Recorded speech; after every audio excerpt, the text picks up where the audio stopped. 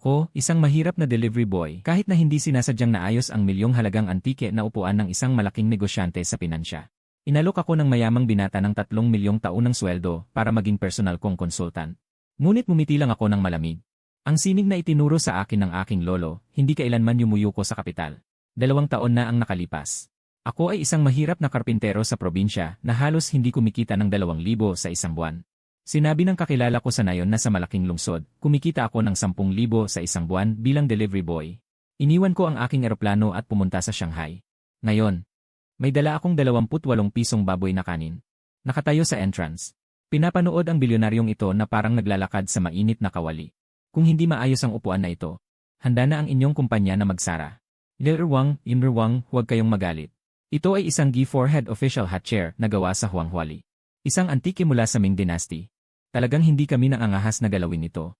Ang mga dalubhasang manggagawa sa bansa na kayang ayusin ito. Ang kanilang mga schedule ay puno na hanggang sa susunod na taon. Wala akong pakialam. Sa katapusan ng linggo, magkakaroon ako ng pribadong party sa bahay. Ang upuan na ito ang pangunahing dekorasyon. Kung may mangyaring mali, sino sa inyo ang kayang bayaran ang aking dignidad? Malapit nang mag-expire ang oras. Kung hindi tatanggapin ngayon, mawawalan na ako ng 3 piso dahil sa delay. Hoy, huwag mong hawakan yan. Lerwang, maaari ko bang tingnan ito? Naiintindihan mo ba ang Ming Dynasty Antiques? Sa probinsya, ito ang aming trabaho. Lerwang, tiyak na hindi makakarating ang eksperto mula sa palasyo. Bayaang subukan na lang niya. Kahit gaano pa kasama ang mangyari. Gawin na lang nating huling pag-asa. Bata, kung masira mo ito, hindi sapat ang buong buhay mo upang bayaran. Tingnan mo na. Mag-ingat ka. Huwag mong igalaw ng bigla. Ang wedge nail ay lumuwag. Hindi malaking problema. Ano ang wedge nail? Ito ang maliit na piraso ng kahoy na ginagamit upang ayusin ang loob ng tenon at mortise.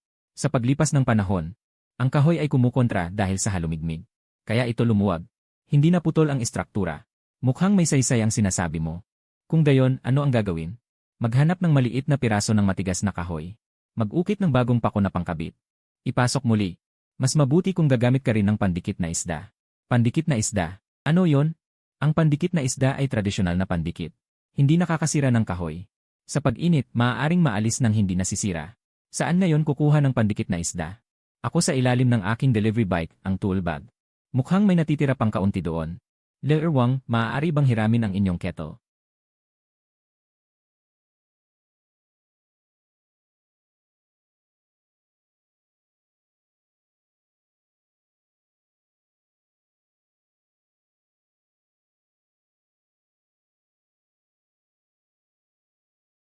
Okay, hayaan ng isang oras. Hintayin matuyo ng husto ang pandikit. Stable na. Lerwang, talagang matatag tulad ng bundok. Ito na ba? Ang mga antigong eksperto at propesor sa universidad na nag-aral ng matagal ay walang solusyon. Ikaw, sa loob ng 5 minuto, natapos mo. Ang kasanayang minana sa mga ninuno. Hindi naman gaanong mahiwaga. Binata, talaga bang ito ang iyong trabaho dati? Natutunan ko mula sa aking lolo. Ibigay mo sa akin ang Alipay account number. Ililipat ko sa iyo ang 20,000 yuan. 20,000. 20,000 yuan, ito ay mas malaki kaysa sa pagtatrabaho ko sa ilalim ng araw at bagyo. Araw-gabi na pagpapatakbo ng delivery sa loob ng isang buwan. Ang sahod ay ilang beses pa. Ang account ay nakatanggap ng 20,000 yuan. At hindi ko alam. Ang 20,000 yuan na ito ay isang paanyaya lamang upang buksan ang pinto ng ibang mundo.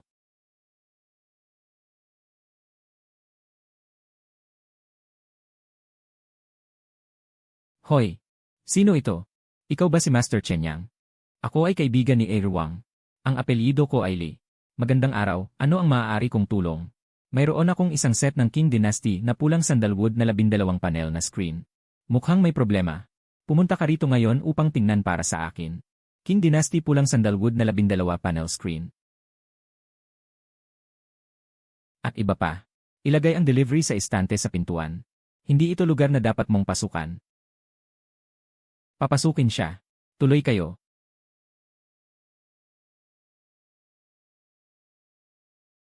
Si Master Li ay na-diagnose na. Ang panloob na istruktura ng ikapitong piraso ng kahoy ay nagkaroon ng malalim na pagbabago. Ang tensyon ng hibla ay tuluyan nang nawala ng balanse. Kaya naman lumitaw ang halos 3 mm na pagbaluktot sa ibabaw. Sabihin niyo ang plano at ang presyo. Kailangang agad itong buwagin.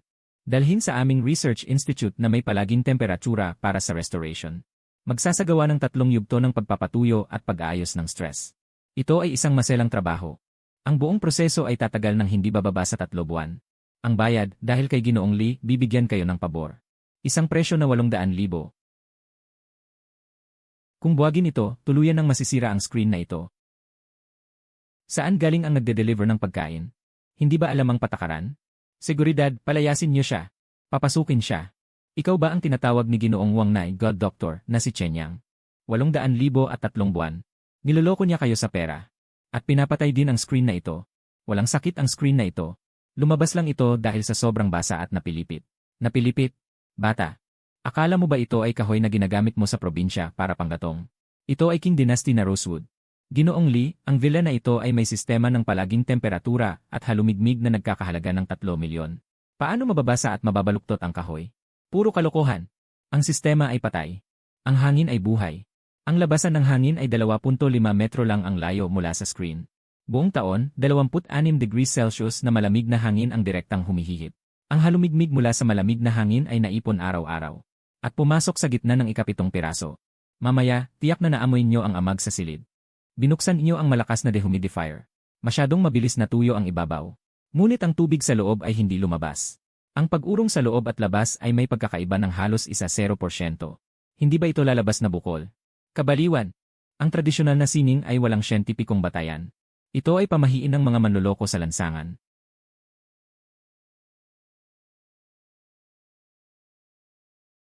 Patek Philippe na limitadong edisyon. Ang opisyal na presyo ay 1,368,000. 800,000 sa loob ng 3 buwan. Wala akong pasensya na maghintay. Batang lalaki. Kung kaya mong sasilid na ito, na hindi ito galawin kahit 1 pulgada, na hindi ito ilabas sa pintong ito at ayusin. Sa iyo ang relong ito. Pero kung masira mo ito, isa ka pang patay na nag-deliver ng pagkain sa ilalim ng ilog Huangpu. Kahit isang alon ay hindi lilitaw. Kaya mo bang tanggapin? Tinatanggap ko. Maghanda ng isang palanggana ng kumukulong tubig na 100 degrees, 3 malinis at makapal na tuwalya na cotton.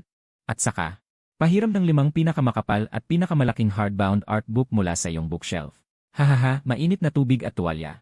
Liliguan mo ba ang Qing Dynasty na sandalwood? Si Ginoong Lee ay nababaliw na. Diretsong gumamit ng 100 degrees na basa at init sa lumang sandalwood. Ito ay malaking pagbabawal sa larangan ng pag-aayos. Sisirain nito ang daang taong patina sa isang iglap.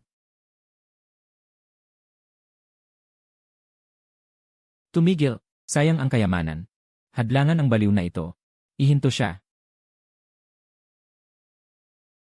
Ang mga hibla ng kahoy na sumikip dahil sa mabilis na pagkatuyo ay unti-unting lumuluwag at lumalambot.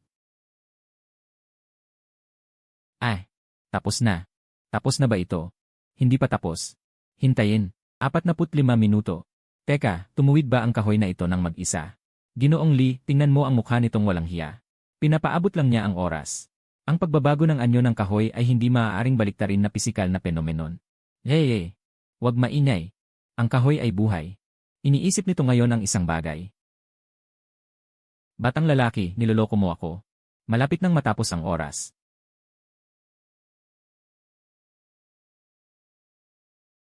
Ay, imposible, talagang imposible.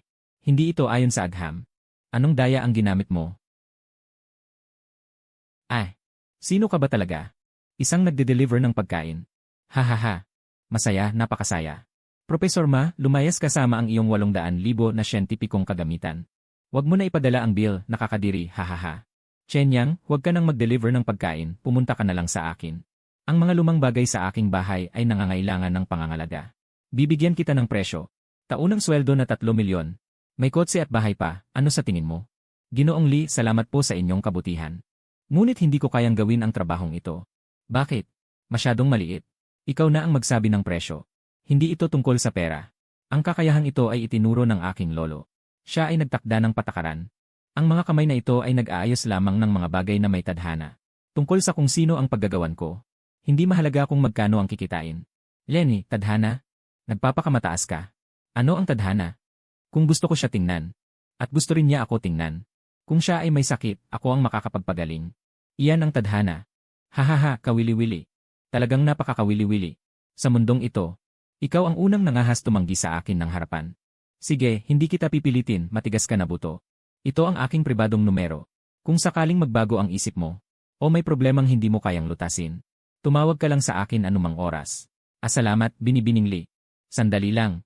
Sasabihin ko sa iyo ang totoo. Ngayong araw ay pinahiya mo si Maguodong sa harap ng marami. Ang tusong matandang ito ay may malawak na ugnayan sa larangan ng pag-aayos ng lumang bagay sa Shanghai. Siya ay napakapaghiganti. Sinira mo ang kanyang 800,000 yuan na negosyo. Kaya kanyang lalamunin ng buhay. At saka, ang Ming Dynasty na opisyal na upuan ni Ginoong Wang. Ang pagkumpuni mo ay talagang maganda.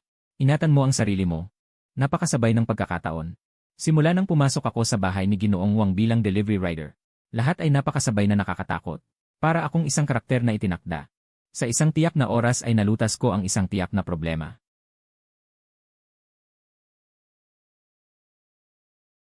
Sandali, Ginoong Wang. Nagkaproblema si Chen Yang. Pumunta ka rito agad. Wang. Tingnan ninyo. Narito na ang may sala. Chen Yang. Pinagkatiwalaan kita ng husto. Ipinagmalaki kita sa lahat kong kaibigan na isa kang doktor. Ito ang ganti mo sa akin. Wang. Ito hindi basta bumagsak ang upuan. Ang pag-aayos ng antigo ay isang mahigpit na agham. Para lang makatipid sa hirap. Pinilit niyang maglagay ng sirang pako. Ganap na sinira ang estruktura ng mortise at tenon. Ang orihinal na balanse ng panloob na tensyon. Hindi pantay ang bigat sa huwang-huwali. Sumabog ang panloob na tensyon. Dahil sa panggagalaw nitong mga araw. Tunay nga, bigla na lang bumigay mula sa gitna. Nga. Kaninang umaga, bahagya ko lang hinawakan ang basahan. At bigla itong nagkalasad. Ngayon ko lang naunawaan ang bitag na tinutukoy ni Young Master Lee. Isang kabayarang halos 3.6 milyon. Tiyak na ikukulong ako habang buhay. Matagal na nilang hinukay ang hukay. Naghihintay lang na ako mismo ang pumasok. Binata, madali ba kitain ang 20,000? Kung hindi ka makapagbigay ng makatwirang paliwanag ngayon, ipaparanas ko sa iyo ang paghihirap na masahol pa sa kamatayan sa lungsod na ito. Ang grupo ng mga abogado ko ay maaaring magpasan sa iyo ng utang na milyon-milyon. Kahit hanggang sa susunod mong buhay hindi mo mababayaran.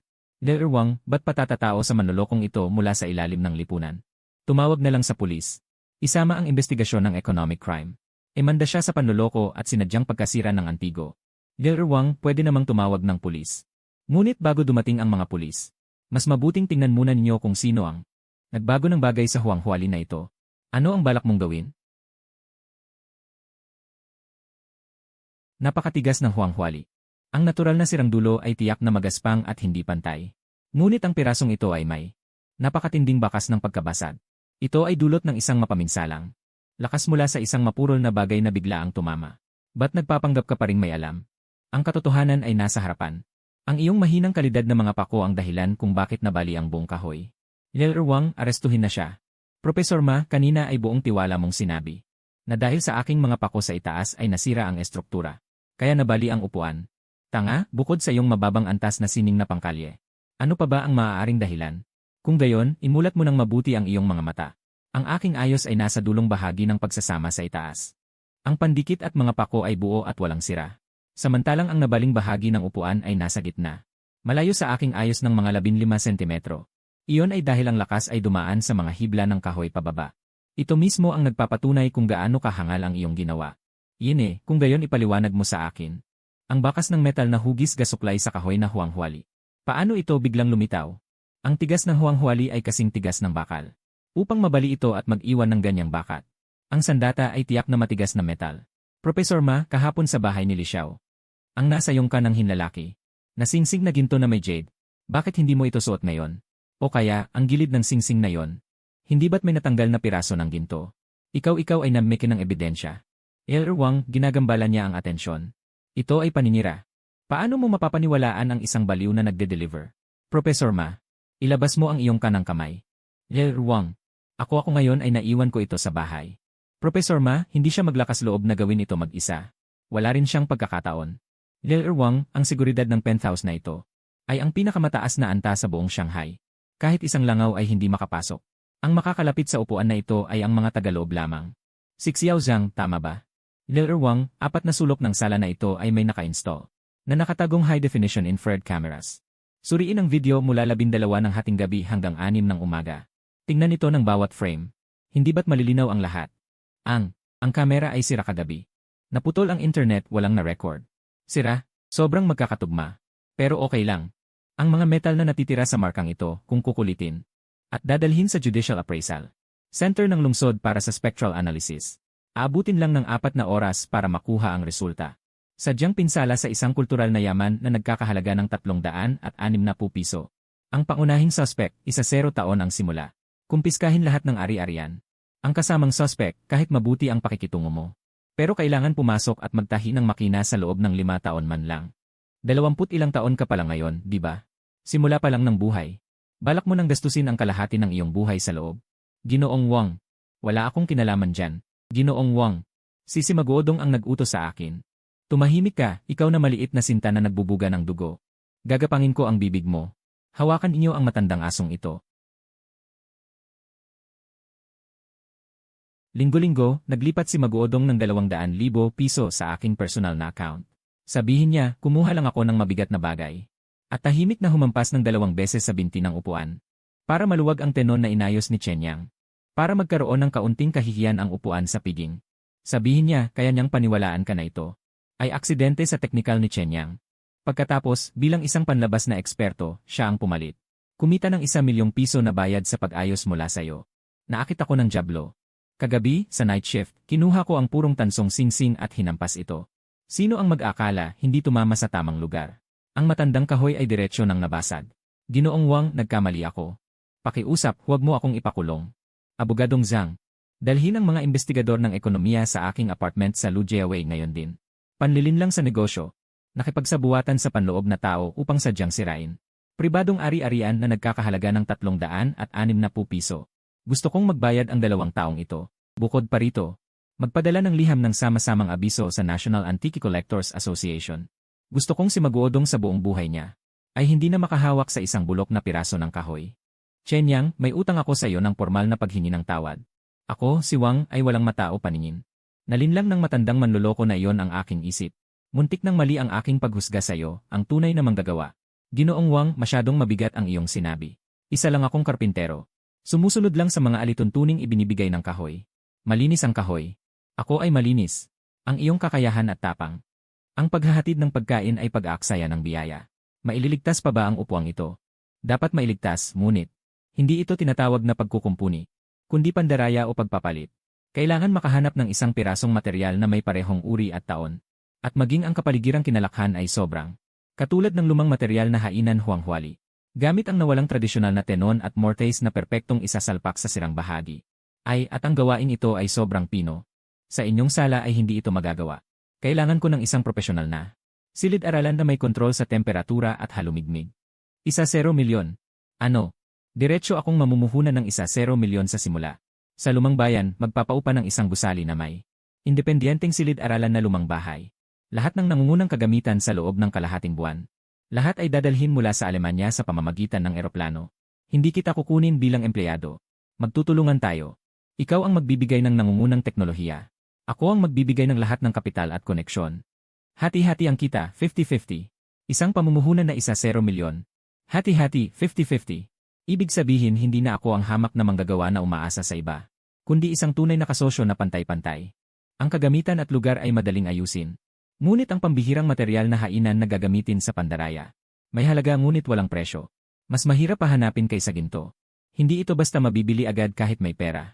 Agad kong gagamitin ang lahat ng ugnayan sa lahat ng auction house at pribadong lupon sa Shanghai. Natagpuan ko ang WeChat contacts. Sa mga lehitimong paraan ay hindi matagpuan. Ngunit inirekomenda lang ni Young Master Lee sa akin ang isang lugar na bawal ang buhay na tao, marahil naroon. Anong lugar? Ang pamilihan ng mga multo na binanggit ni Young Master Lee. Isang inabandonang parke na hindi man lang nakailaw ang mga poste. 12:00 ng hating gabi. Dito ay puno ng tao. Ngunit tahimik na parang isang malaking sementeryo. Ang liwanag ng flashlight ay nag-ilaw sa bawat tindahan. 99% ay mga basura na mukhang peke sa unang tingin. Hindi ko tinitingnan ang hugis, inaamoy ko lang.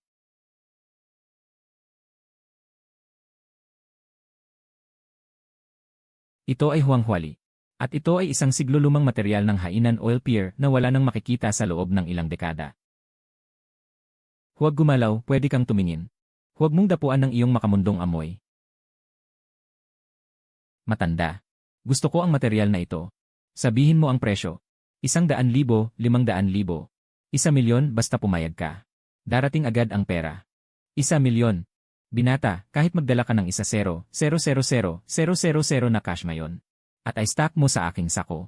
Hindi ko rin ibebenta ang kahoy na ito. Hindi ibebenta. Hindi ibebenta. Bakit mo ito inilabas sa hating gabi? Hindi ako nagbebenta para sa pera. Para sa akin na bulag, ang pera ay parang basurang papel na pampunas lamang. Makikipagpalit lang ako. Ano ang gusto mong ipalit? Ming Dynasty na formal na palayukan. King Dynasty na mga pintura o sulat. O ilang pambihirang lumang aklat. Sabihin mo lang, ang aking boss ay may pinakamataas na antas ng ugnayan. Kahit sa dulo ng mundo ay kukunin ko ito para sa'yo. Makipagpalit para sa isang kwento tungkol sa kahoy. Kung ang kwento ay hindi tumutugma sa ugali ng lumang material na ito, kahit ang iyong buhay ang ipagpalit, hindi ko rin ito ibibigay sa'yo, kahit isang piraso ng supot. Si Tio Multo ay nagkakagulo na naman. Ang bulag na matandang lalaki ay nabaliw na sa loob ng mahigit 10 taon. Huwag mo siyang pansinin. Ang pangalan ko ay Chen Yang. Ang aking pamilya sa nakaraang 3 henerasyon ay pawang mga manggagawa ng kahoy. Ang aking lolo ay nasa probinsya. Binabantayan niya ang isang sirasirang kahoy na plate na may pangalang Chen's Woodworking Shop. Naging tradisyonal na karpintero siya sa loob ng 50 taon. Ang mga kamay na ito mula sa edad na 6 ay laging binababad sa mainit na pandikit ng isda. Pinagtatawanan ng mga tao sa aming nayon ang aking lolo dahil hindi siya gumagamit ng pandikit. Sa halip ay gumugugol ng ilang oras. Sa pagluluto ng mabaho at mahirap na pandikit ng hayop. Ano ang sinabi niya? Sabi ng aking lolo ang kahoy ay may kaluluwa. Kailangan itong sundin ang kanyang likas na katangian. Ang kemikal na pandikit ay lubos na magsasara ng mga pores ng kahoy. Iyon ay pagpatay sa buhay. Pero mahirap kami. Kahit ang pagbili ng isang mangkok ng braised chicken na nagkakahalaga ng 30 yuan, ay kailangan kong pag-isipan ng mahabang panahon. Ibinagsak ko ang minanang kagamitan sa pagpaplano. Tumakas ako patungo sa Shanghai para maghatid ng pagkain. Hanggang kahapon. Gamit ang aking kasanayan sa mortise at tenon. Naayos ko ang isang Ming Dynasty official's hat chair. Kumita ako ng 20,000 yuan. Ngayon, naayos ko ang isang set ng King Dynasty purple sandalwood screen. Kumita ako ng 1.36 milyon. Pero tinanggihan ko lahat. Dahil bigla kong naunawaan. Ang pinanghawakan ng aking lolo sa buong buhay niya ay hindi naman ang kaawa-awang sahod na yon, kundi ang dignidad, ang matuwid na gulugod ng isang manggagawa. Ngayon ang piraso ng kahoy na ito. Dadalhin ko ito upang ikabit ang isang binti para sa upuan na sadyang sinira ng isang tao. Gagawin ko ito sa pinakaabalang French concession ng Shanghai. Ang karatulan ng Chen's Woodworking Shop ay muling isasabit ng may pagmamalaki. Ang lolo mo ba ay si Chen Shui? Paano ninyo nalaman ang pangalan ng aking lolo?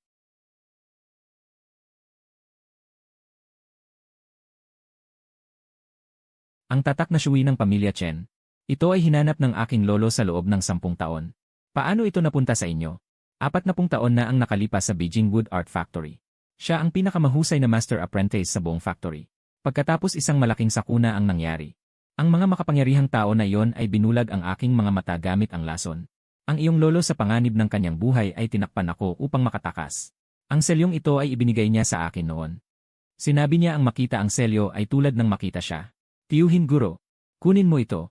Ang pinakamataas na kalidad na kahoy na ito ay naghintay sa iyo sa madilim na palengke ng mga multo sa loob ng 40 taon. Dalhin ito upang parangalan ang iyong lolo. Hayaan silang makita kung ano ang tunay na kasanayan ng mga ninuno. Ang pambihirang lumang kahoy na ito, ang sirang bahagi ay patay na. Tanging ang natatanging sining ng pamilya Chen na Yin at Yang ang makapagbabalik ng buhay. Sa kwadernong ito, nakasulat ang ibabang bahagi ng mga tala na hindi nakuha ng iyong lolo noong panahon na yon. Naglalaman ito ng lahat ng tunay na pamamaraan ng kahusayan. Anak, ang mundo ng antigong kalakalan sa lungsod ng Mahiwaga ay malalim na walang ilalim. Ngayon, itinayo mo ang iyong karangalan sa 1-0 milyon. Bukas, hindi mabilang na dugo ang itim na kamay ang darating. Upang wasakin ang iyong establishmento. Ang mga bagay na nasa notebook na ito ay maaaring magligtas ng iyong buhay. At maaari ring pumatay ng mga masasamang tao. Hawakan mo. Alam ko kapag sumikat na ang araw bukas. Ang paggawaan ng kahoy ng mga Chen. Sa sandaling itayo ito sa French concession ng Shanghai. Saka pa lamang magsisimula ang tunay na unos. Ang kakayahan ni Boss Wang ay lubhang pambihira. Wala pang 1 linggo. 10 milyong piso. Lahat ay ibinuhos sa mga pinakamataas na antas na kagamitang ito. Ikinulong ko ang aking sarili sa ilalim ng lupang kuta. Sa loob ng 7 araw. Araw at gabing pinag-aralan ang tala ng tiyuhin na dalubhasa. Ang pinagmumulan ng lumang kahoy na nakuha mula sa Demon Market. Kailangan gamitin ang nawawalang sining ng pamilyang Chen na Yin Yang Yi. Upang tunay na makamit ang perpektong hindi tinatabusan ng tubig. 3 araw nang nagkulong si Boss Chen. Ang sirang upuan ni Boss Wang ay hindi pa nabubuhay. Bukas ng gabi na ang pagtitipon para sa pagtatasa. Lee, ito ba ang sinasabi mong napakahusay na artist? Vivian, hindi mo nauunawaan. Ito ay tinatawag na silangang pamana. Pamana. Ito ay isang walang saysay na manual na paggawa. Anong artistikong halaga ang nasa pagkukumpuni ng sira-sirang bagay? Ang aking digital art nete. Kahapon sa New York ay naibenta ito sa halagang $2,600,000. Iyan ang tunay na sining na kumakatawan sa hinaharap walang hanggan. $2,600,000. Para bumili ng isang tumpok ng mga basurang cyber na walang silbi kapag nawala ng kuryente o internet. Ang pera sa inyong grupo ay mas madaling kitain kaysa mamulot ng basura. Lakas loob mong insultuhin ang aking masterpiece. Alam mo ba kung ano ang blockchain at ang tanging pagpapatunay ng pagmamay-ari? Ang piraso ng lumang kahoy na hawak mo. Sa loob ng 50 taon ay magiging abo na pangatong sa apoy. Ngunit ang aking inete ay mananatili magpakailanman sa cloud server. Walang kamatayan, walang hanggan. Binibini, ang Ming Dynasty official hat chair na ito sa aking kamay ay nakatayo ng matatag sa mundong ito sa loob ng 400 taon. Nakita na nito ang mas maraming buhay na tao kaysa sa mga patay na nakita mo sa iyong buhay. Ikaw ay isang mababang antas na taga-ayos ng pandikit. Ano ang karapatan mo? Manahimik ka. Huwag hawakan ang kanyang mga gamit. Yin at yang. Ang kahangahangang teknik na nakatala sa tala ng pamilya Chen. Kung mayroong pagkakamali na 1,000 ng 1 milimetro, ang dalawang napakatigas na kahoy na huwang-huwali ay magtatabuyan. Pareho silang sasabog. Oh. Hay. Binibini, hindi ko maintindihan ang iyong mailap na ulap. Ngunit ang kahoy na inayos ng aking pamilyang Chen. Hanggat umiikot ang mundo, ito ay mananatiling matatag na nakatayo sa lupain ito. Kahangahangang kasanayan. Ang 1,000,000 na ginastos ni Boss Chen at ni President Wang ay talagang sulit. Hahaha. Ginoong Lee. Pakisuyong ipaalam kay President Wang. Ang pagbubukas ng workshop at pagtitikim bukas ng gabi. Magpapatuloy gaya ng dati. Gagamitin ko itong upuan na binasag ng isang tao upang hampasin ang mukha ng kalahati ng mga tao sa antigong bilog ng Shanghai. Ngayong gabi ang paggawaan ng kahoy ng pamilya Chen. Ang opisyal na pagbubukas na may pagtitikim. Ang buong Shanghai. Ang mga kilalang personalidad sa antigo at mga magnate sa pananalapi. Halos lahat ay naroon. Sa gitna ng bulwagan ng exhibit, na mahigpit na pinaliligiran ng 8 seguridad na nakaitim, ay ang upuan na natatakpan ng mamahaling pulang telang seda. Ming Dynasty na upuang opisyal. Mga panauhin mangyaring dumalo ngayong gabi. Upang sama-samang saksihan ang isang himala. At upang ipakilala sa inyo ng may seremonya ang aking kasosyo. Isang tunay na alagad ng sining na may kasanayang pambihira. Master Chen Yang.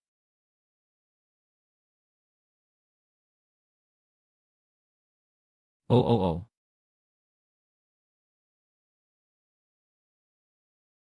Walang kapintasan. Talagang walang kapintasan. Binata, ang ginamit mo ay ang nawala ng daang taon na yinyang nakandado. At ang paraan ng paglipat ng bulaklak at pagdugtong ng kahoy. Matandang Liu, mahusay ang iyong mata. Ang hainan na lumang oil pier na natagpuan sa Ghost Market. Gamit ang yinyang nakandado na minana ng pamilya Chen upang pagdikitin. Walang kahit isang patak ng kemikal na pandikit. Walang kahit isang modernong pako. Kayo, mga lumang antike na kumakapit sa bulok na kahoy. Talagang nakakalungkot. Ang pagsasama-sama ng lumang bagay na parang bago. Anong tinatawag na himala ito? Mayroon ba itong anumang pagkamalikhain? Ang aking digital art nete ay ang tunay na sining na kumakatawan sa hinaharap. Binibini, ang inete mo ba yon? Ay isang hindi mababagong digital asset. Kumakatawan sa ganap na kawalang hanggan sa blockchain. Iyan walang hanggan. Binibini, tatanungin kita. Kapag nagsara ang inyong mga server. Kapag ganap na nagbago ang format ng file. Ang $260 milyong na ito sa loob ng screen mo. May matitira pa bang kahit isang bakas? Ngunit ang upuan na ito, 400 taon na ang nakalilipas sa dinastyang Ming dito. Ito ay maganda. Ngayong dumaan sa kamay ni Chen, ay nananatiling napakaganda at nakakabighani. Pagkalipas ng isa pang 400 taon, ang tambak ng code na mawawala ng saysay kapag nawala ng kuryente, at isang bagay na nagdadala pa rin ng 400 taong kasaysayan. At init, sa huli, sino ang dapat itapon sa basurahan ng kasaysayan? Sining ng hinaharap. Bayaran muna ang kuryente bago magsalita. Talagang katawa-tawa, hahaha. Wahahaha. Chen, ang tanyag na sampal na ito ng 400 taon ay napakalakas.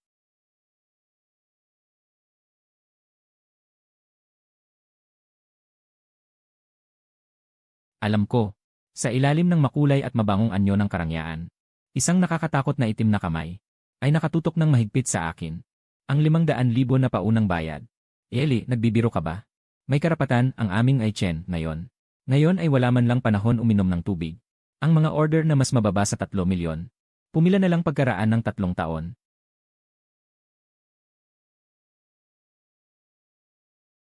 Pangulong Zhao, bakit kayo personal na pumunta, matanda? Kahanga-hanga ang kabataan. Isang sirang huwang-hwali ay nagawang buhayin mo gamit ang nawawalang yinyang na dugtungan. Pangulong Zhao, labis ang papuri. Ang karpintero ay nagtatrabaho. Kumuha ng pera ng tao. Nag-aalis ng sakuna para sa kahoy. Masyadong ingrande ang dala mong pagdalo ngayong araw. Mukhang hindi ka naman naparito para uminom ng tsaa. Tuwid at direkta. Gusto ko ang katigasan ng ulo mong walang takatakot sa langit at lupa. Dahil sinabi mong wala kang hindi kayang ayusin na kahoy. Ngayon, ako na kumakatawan sa buong samahan ng mga kolektor ng lungsod ng Modyo. Ay magbibigay sa iyo ng isang napakalaking kayamanan.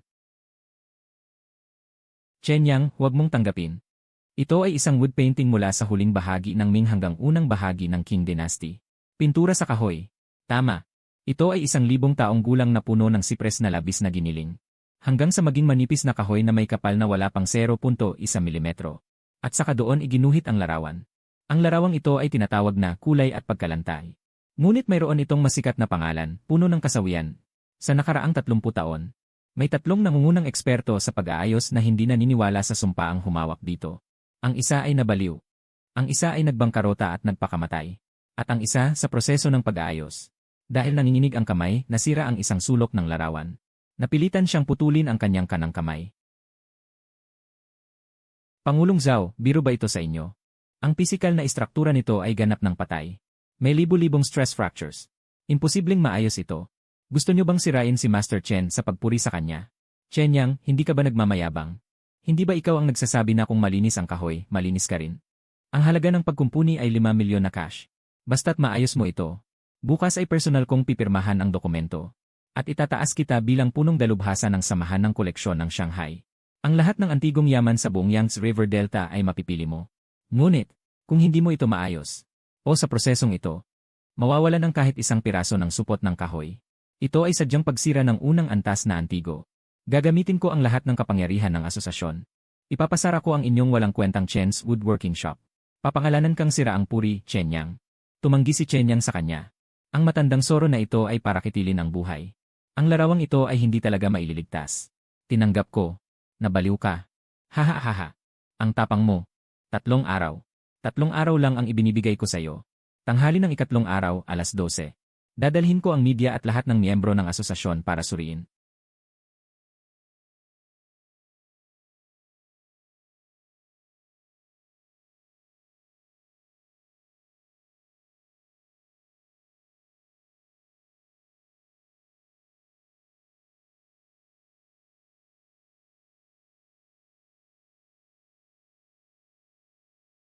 Hindi ito isang simpleng pintura. Ito ay isang napakadugong eksena ng krimen. Sa ilalim ng mikroskopyo, ang madilim na kulay ube na dugo. Parang isang napakatalim na piraso ng yelo. Na tumusok sa aking mga ugat. Hindi ito dahil sa hindi tamang pag-imbak. Na natural na pumutok na lumang pintura. Ito ay isang sapilitang pinunit. Daan-daang taon na selyadong liham ng dugo. Si Chairman Zhao, ang matandang kaibig-ibig, ay gustong gamitin ang aking kamay. Upang tuluyang burahin ang ebidensya.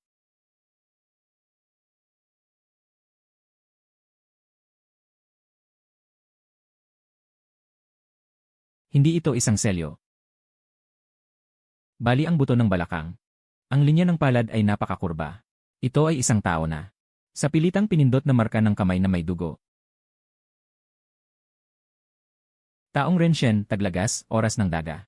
Pinatay ng warlord na si Gobernador Zhao ang aking buong pamilya na 7 tao. Ikinulong sa madilim na silid.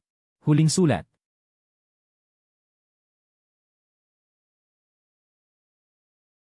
Huling sulat. Nagkakatugma na ang lahat. Ang tinatawag na sumpa ng masamang kapalaran. Talagang ito ay mula sa pamilya ng mamamatay tao. Upang takpan ang napakadugong kasalanan.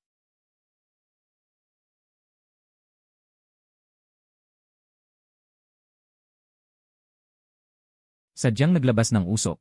Natuklasan mo na. Si Chairman Zhao ay tunay na apo ng Warlord Zhao. Ang matandang asong ito ay nagset ng napakagandang serye ng bitag ng pagpatay. Kung masira ko ito, ito ay pagsira ng first class na cultural relic. Sa tamang dahilan, ipapakulong niya ako habang buhay. Kung maayos ko ito, ang madugong ebidensyang ito ay malalantad sa mundo. Sa sandaling matapos mo ito, sabay ang tao at ang pintura. Ipaparam niya sa iyo na tuluyang mawala sa mundong ito. Ginoong Lee, pumasok ka sa aking bomb shelter sa hating gabi.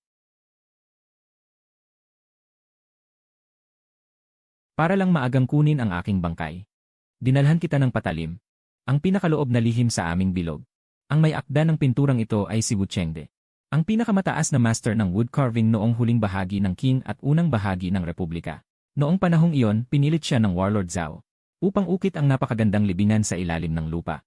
Na unti-unting pinatay ang kanyang buong pamilya na 7 tao. Ipininta gamit ang mga piraso ng sipres na ibinabad sa kanyang sariling dugo mula sa putol na kamay. Hanggang sa lumitaw ka ng bigla. Natatakot si Presidente Zhao sa iyong kakaibang karpintero, na talagang makakakita ng lihim ng larawan. Kaya't nauna siyang kumilos. Masamang ipinilit sa iyo ang larawan. Pinilit kang sirain ang iyong sarili. Ano ito? Bago mamatay si Wu Chengde, sa loob ng bilangguan ng mga mamamatay tao, napakahirap na iniwan ang huling piraso ng natira. Dalisay na 100 taong gulang na dilaw na kahoy. Ako at si Ginoong Wang ay gumastos ng buong 8 milyon. 3 oras ang nakalipas, kakatapos lang mailigtas mula sa itim na merkado. Ikaw at si Ginoong Wang, makikipagdigma sa makapangyarihang pamilya Zhao. Hahaha. Ang yaman ng pamilya Liko at ni Ginoong Wang pinagsama. Sa Shanghai, hindi kami natatakot sa isang Zhao. Ngunit hindi pwede ang direktang laban. Dapat sa loob ng 3 araw, sa pagtitipon ng pagsusuri. Ilantad ang ebidensyang ito ng perpekto sa publiko. Direktang patayin siya gamit ang opinyon publiko at bakal na ebidensya. Ngunit ang pinturang ito ay nadurog ng ganito. Kapal ay mas mababa sa 0.1 mm. Kahit gumamit ka ng napakapinong dulo ng karayom. Kumuha ng isang patak ng pandikit. Ang piraso ng kahoy ay agad na mapupunit ng tensyon ng ibabaw ng pandikit. Ganap na masisira. Ito ay isang problemang walang solusyon. Inaasahan ni matandang asong Zhao na kahit ang pinakamodernong kagamitan ay walang magagawa. Hindi kaya ng modernong kagamitan. Ngunit kaya ng sining ng pamilya Chen.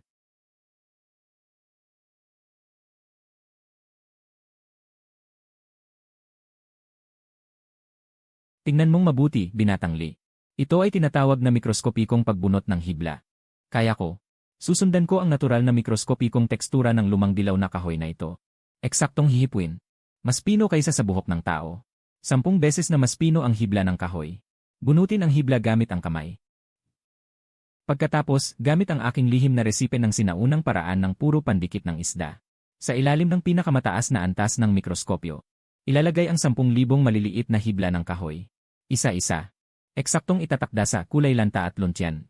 Sa libu-libong bitak ng pintura. Gamit ang buto at dugo ni Wu Chengde, ayusin ang kanyang sariling multo. Makalipas ang 3 araw, 12:00 ng tanghali. Hayaan si Ginoong Wang na magbuhos ng pera ng husto. Bilhin ang lahat ng pangunahing pahayagan sa buong Yangtze River Delta. At ang mga lubos na otoridad na mananalaysay. At lahat ay pumarada sa harap ng aking pagawaan. Lubusan kong tatanggalin ang balat ni Pangulong Zhao. Na mapanlinlang na mukha ng isang banal na immortal. Gusto kong siya mismo ang makakita. Paano ang dugo ang siglo lumang kaso ng kawalan ng katarungan? Ay perpektong mabubuhay muli mula sa patay na kahoy. Ang nalalapit na nakamamatay na pag-inspeksyon ni Presidente Zhao. Tanging huling 72 oras na lamang ang natitira. Ganap kong nilock ang bulletproof at soundproof na pinto ng basement. Ito ay hindi pag-aayos ng kahoy. Ito ay isang operasyon na tumawid sa 100 taon. Gagamitin ko ang kutsilyong pang-ukit na hugis dahon ng willow. Para sa namatay na si Grandmaster Wu. Ibinalik ang mga buto na nabasag sa loob ng 100 taon, isa-isa.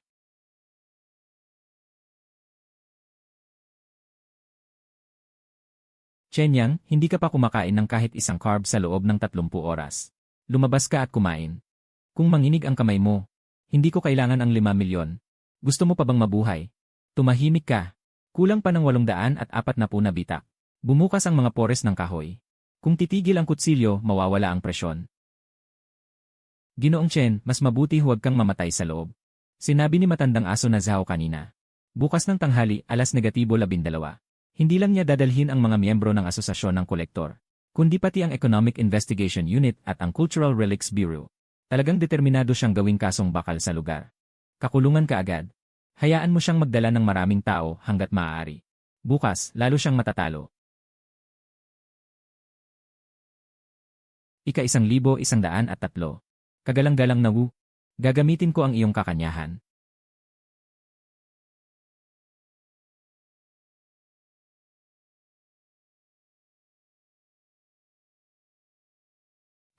Pest! Napakarupok ng kahoy na ito. Ang gravity ay tuluyang nawala sa kontrol. Ano ang nangyari? May problema ba? Chen Yang, magsalita ka. Huwag umatras.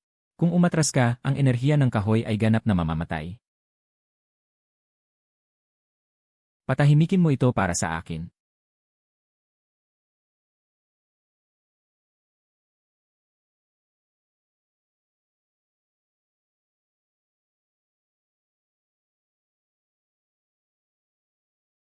Ginoong Wang at Binatang Li. Ang nalalapit na 3 araw na napagkasunduan nating inspeksyon.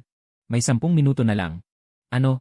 Ang tinatawag ninyong si Chen na muling pagkakatawang tao ni Luban na dalubhasang manggagamot. Nasira ba niya ang pambansang kayamanan? Natatakot ng lumabas para makipagkita sa tao. Presidente Zhao.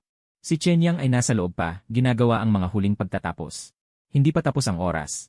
Ano ang inyong ikinamamadali? Ha ha ha ha ha. Pagtatapos, Presidente Wang. Lahat tayo ay matatalinong tao. Tigilan na ang pag-arte. Ang pisikal na istruktura ng kulay lanta ay tuluyan ng gumuho. Kahit na dumating ang isang Diyos ay hindi na ito maayos. Kung pipilitin niya itong ayusin, sa loob ngayon ay tiyak na isang tumpok na lamang ng supot. Mga kaibigan mula sa media, narito rin kayo. Kung sa oras na bumukas ang blast door, at ang antigong kulay lanta mula sa huling bahagi ng Ming at unang bahagi ng Qing, ay magkaroon ng kahit anong pinsala. Iyon ay isang mabigat na krimen ng sinadyang pagkasira ng kultural na pag-aari. Bilang pangalawang tagapangulo ng Asosasyon ng mga Kolektor, tiyak na itutuloy ko ito ng mahigpit hanggang sa wakas. Hahayaan ko siyang mabulok sa bilangguan. Matandang asong Zhao, huwag kang masyadong maingay. Kapag bumukas ang pinto, hindi pa tiyak kung sino ang mabubulok sa bilangguan. Batang paslit na walang alam. Nasa bingit na ng kamatayan ngunit matigas pa rin ang ulo. Dumating na ang oras. Pilitin niyong buksan ang pinto. Selyuhan ang basement na ito.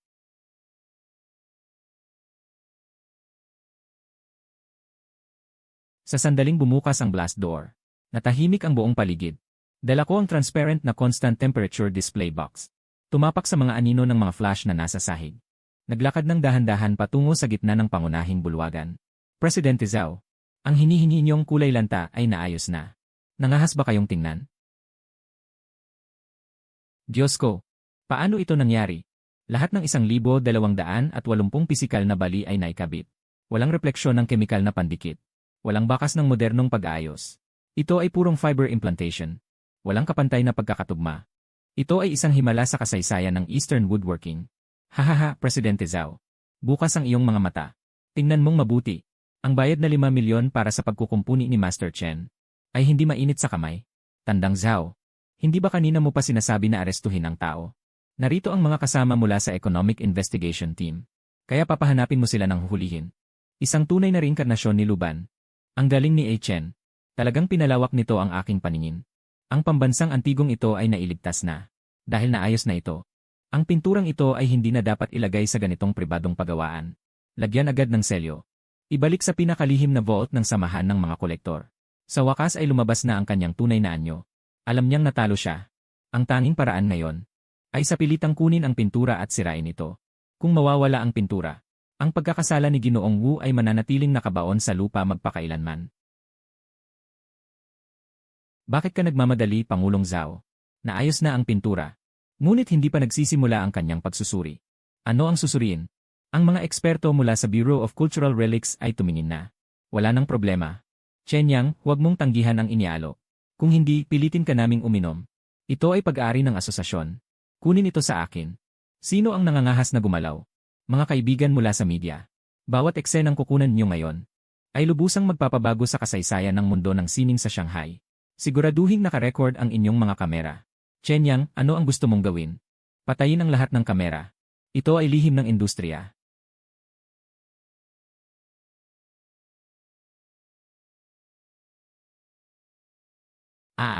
Diyos ko, ano yon?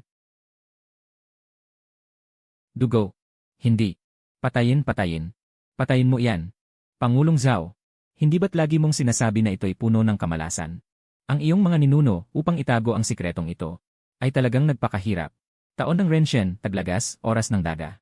Si Warlord Zhao, upang makuha ang lihim ng pagkalanta at pagyabong, ay pinatay ang 7 miyembro ng angkan naming Wu, at ikinulong ako sa bilangguan ng kamatayan. Ang pinturang ito ay ang aking huling liham na isinulat gamit ang dugo ng aking putol na kamay. Ang utang na dugong ito, ngayon ba dapat nang bayaran ng buo kasama ang interes? Hayop, ikaw ang hayop sa mundo ng Antigo. Ginagamit mo pa ang ebidensya ng dugo ng aming buong pamilya upang manloko. Tumahimik ka. Peke lahat ito. Ang batang ito ay may ginawang daya sa pintura. Wasakin niyo ito para sa akin. Wasakin ang basurang pinturang ito. Subukan mong gumalaw, matandang asong Zhao. Ngayon, sinumang humawak sa pinturang ito. Ang aking pait na ito ang mag-aalis ng kanyang bahagi para kay Yiwu. Ang tunog ng pulis ay pumunit sa katahimikan sa labas ng lumang mansyon. Isang buong squad ng armadong pulisya mula sa Economic Investigation at 2 sibilyan ay nagtulak sa pinto at mabilis na kinontrol ang sitwasyon. Sino ang tumawag sa pulis? Ako po, kasamang pulis. Ang matandang ito ay sangkot sa malawakang pandaraya sa negosyo. At peking Antigong may pinakamataas na antas. Ako ang punong legal na tagapayo ng Zhao Group. Ang aking kliyente ay pumunta lamang ngayon upang tumanggap ng isang ordinaryong Antigo. Sino ang makakapagpatunay na ang tinatawag na bakas ng dugo ay hindi niya sinadyang inukit? Kasinungalingan iyan ay daang taong dugo. Kung daang taon ba yan? Ang forensic na pagsusuri ang magsasabi. Ngunit bago lumabas ang resulta, si Chen Yang ay isang pangunahing suspect sa pagsira ng Antigo. Munting karpintero, makipaglaban ka sa akin. Sa tingin mo, sa pag-ukit ng ilang titik ay maibabagsak mo ang pamilya Zhao. Ngayong hapon, ipapasara ko ang lahat ng bank card sa ilalim ng iyong pangalan. Lahat ay magiging patay na account. Ang pag-ukit ni Tandang Zhao ay maaaring peke. Ngunit ang malalim na layer ng oksidasyon ng kahoy at ang daang taong patina ng dugo na pumapasok sa kahoy ay hindi kayang gayahin ng anumang modernong advanced na kemikal na paraan. Ay hindi maaaring pekin. Ang kahoy ay hindi kailanman nagsisinungaling. E ano ngayon? Kahit mapatunayang 100 taon na ang nakaraan. Sino ang makakapatunay na ang aking lolo ang pumatay? Sino ang nakakita ng saksi? Pareho huwag muna kayong mag-away. Ang pintura ay mahalagang ebidensya. Ang tanggapan ng lungsod ay agad kukunin at sasarhan ito. Mangyaring makipagtulungan kayo. Sumama kayo sa amin sa himpilan para sa pahayag.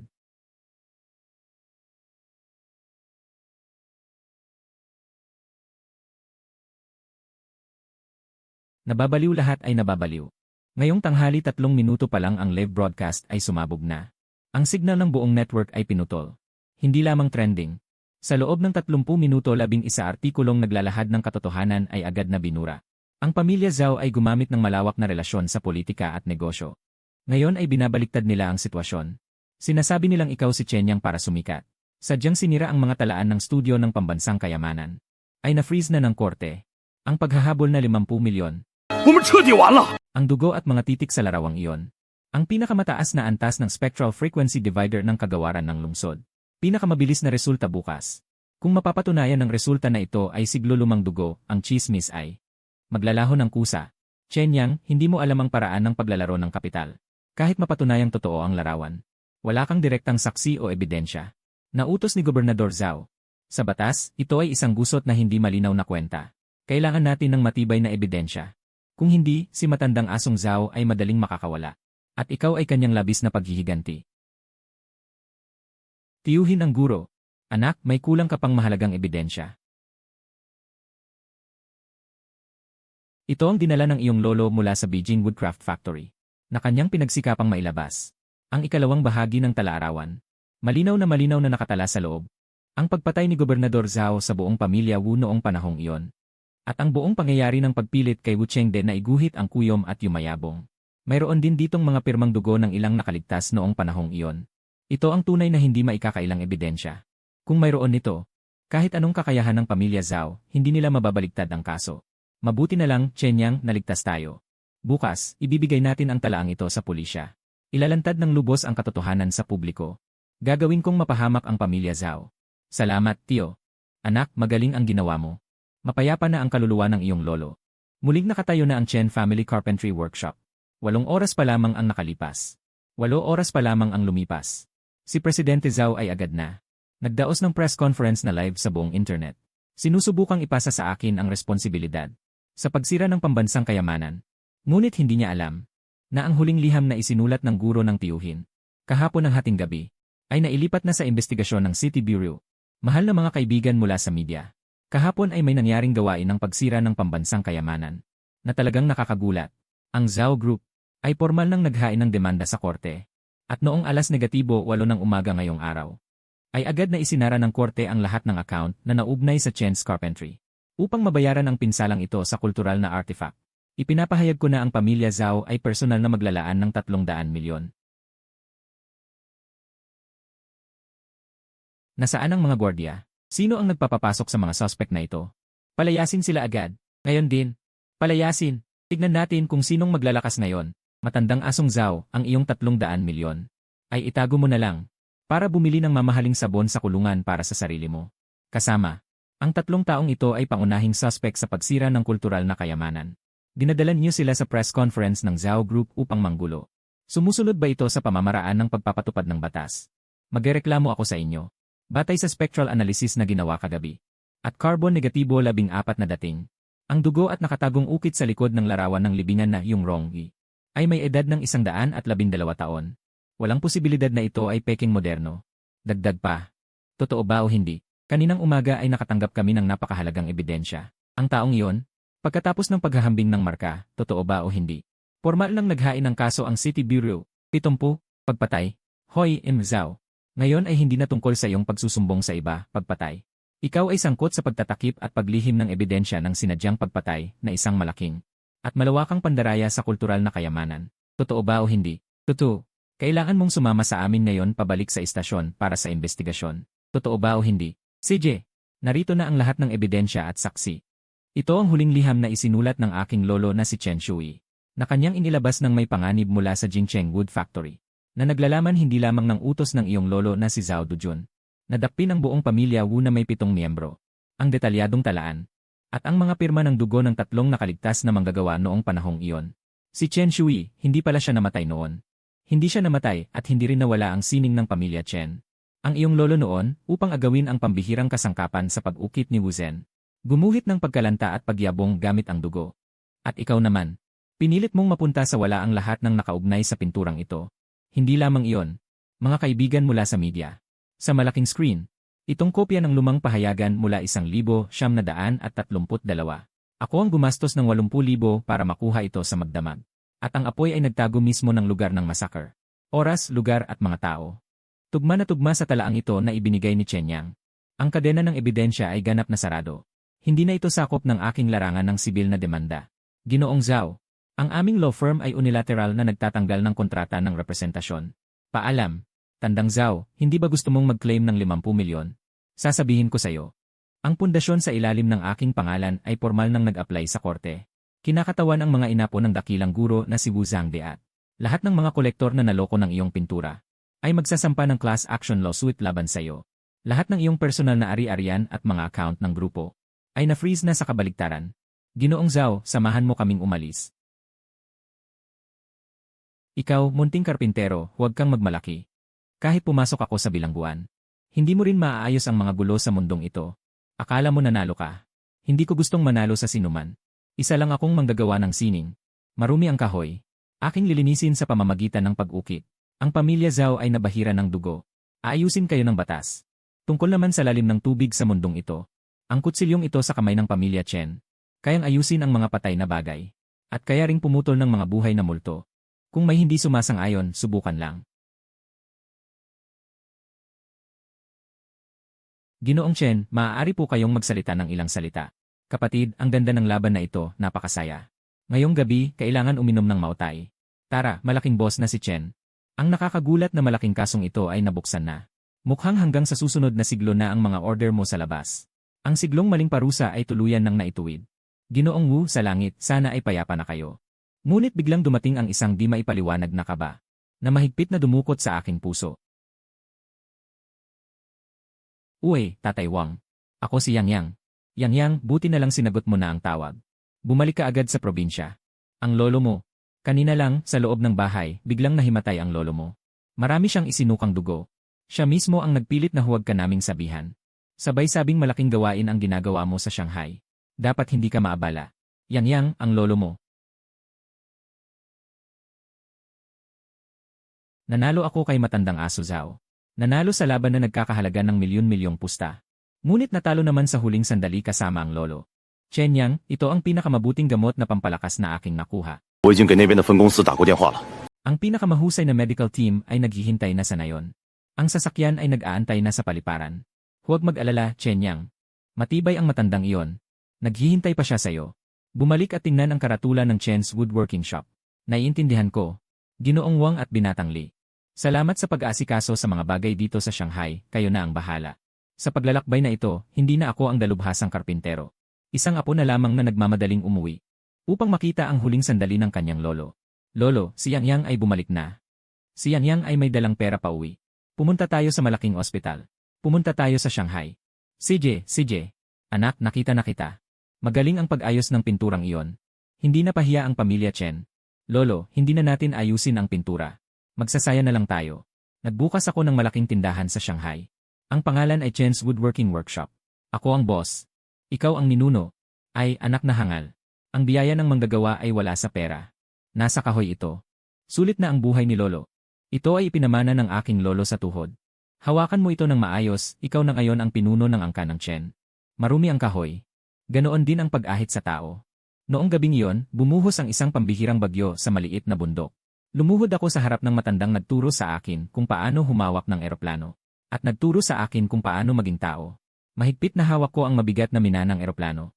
Alam ko, ang matandang karpintero na nagprotekta sa akin sa buong buhay ko. Ay wala na, ngunit ang kanyang naiwang diwa ng pagkakarpintero. Sa sandaling iyon ay tuluyang sumanib sa aking laman at dugo. Lolo, huwag kang mag-alala. Ang paggawaan ng Chen ay hindi lamang magtatayo sa Shanghai, kundi sa buong mundo. Gagawin kong ang eroplanong ito ay mag-aalis ng alikabok sa mga antigo. At aalisin din ang kasamaan sa mundong ito.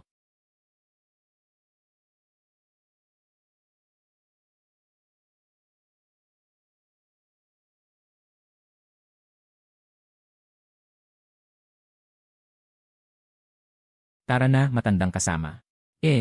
Pumunta tayo sa Louvre. Ang takip-silim ng lungsod. Ang pahilig na araw ay dumadaan sa glass pyramid, na nagwiwisik ng natitirang liwanag. Sa mga sinig na ito na nagtataglay ng libong taon ng sibilisasyon ng tao. Suot ko ang isang asul na damit na may buttons. May isang maliit na kahoy na luban lock na nakaipit sa aking dibdib. Mahigpit na hawak sa aking kamay. Ang lumang eroplano na may ukit na minana ng angkan ng Chen. Sa sandaling ito, mula nang umalis ako sa tumutulo na paggawaan ng kahoy sa kanayunan. Lumipas na ang eksaktong 3 taon. Tingnan, iyan ang espiritual na tahanan ng aming paggawaan ng Chen. Ang makabagong himala ng tradisyonal na sining. Boss Chen, bakit ganyan pa rin ang mukha mo? Ngayon, ang buong mundo ng sining media ay naghihintay para sa iyong pagsasara ng talumpati. Hindi ako nag-iisip na magsalita. Gusto ko lang linisin ang texture na hindi natapos panoorin ni Lolo. Dito sa pamamagitan ng eroplano. Ginoong Chen, nag-aral ako ng pagpapanumbalik sa buong buhay ko. Ngunit hindi ako nakakita ng sinumang makapagbibigay ng kaluluwa. Sa kahoy. Paano mo ito nagawa? Itinuro sa akin ng aking lolo ang isang kasabihan, ang manggagawa nag-aayos ng bagay. Ang tinatama ay ang puso. Chen Yang, ano ang susunod mong balak? Tapos na ang paglilinis ng ari-arian ng pamilya Zhao. Ang 50 milyong kabayaran. Kahapon, buo na itong na-transfer sa account ng woodworking shop. Magbubukas ba tayo ng branch sa New York? Kanina lang, may nakatanggap ako ng tawag. Sa kabisera, gusto kanilang kunin bilang special consultant. Kahit ano ang gusto mong sahod. Chen Yang. Ngayon, ikaw na talaga ang number 1 sa industriya. Boss Wang, hindi na tayo magbubukas ng branch. Tanggihan na rin natin ang consultant ni Young Master Lee. Gusto kong bumalik sa probinsya. Bumalik sa lumang bahay. Gusto kong magtayo doon ng isang paaralan. Ituturo ang mga mahihirap na sining na walang gustong matutunan. Gusto kong ang kahoy na ito ng pamilya Chen. Patuloy na tumulog sa mga bukid ng mustasa. Hahaha, naku. Alam ko na hindi ka mapipigilan. Sige, magturo ka ng mga estudyante. Ako ang magbibigay ng pondo para sa paaralan. Pupunta rin ako sa lungsod, masyadong marumi ang tubig dito. Pupunta ako sa iyo para maamoy ang bula. Maghuhugas ng mata. Ang hangin ng lungsod. Hindi nito kayang tangayin ang amoy ng kahoy sa aking buto. Tumawid ako sa mga bundok at dagat. Nanalo sa mga pakana. Lumaban sa kasakiman. Sa huli natuklasan ko. Ang pinakagusto ko ay ang lolo na nakaupo sa ilalim ng araw. Ang katahimikan ng pagtutulak ng kahoy. Lolo. Hindi ako malamig. Mainit ang mga kamay.